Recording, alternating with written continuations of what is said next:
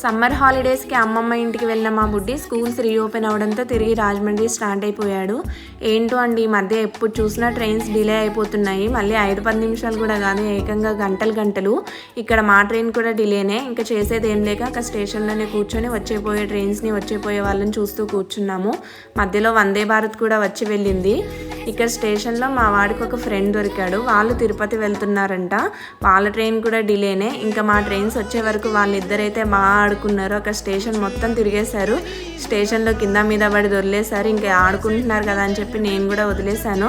ఫైనల్గా మా ట్రైన్ అయితే నైట్ 11:30కి వచ్చింది. ఫర్ ద ఫస్ట్ టైం నాకు నైట్ టైం టికెట్స్ ఎందుకు తీసుకున్నానా అనిపించింది.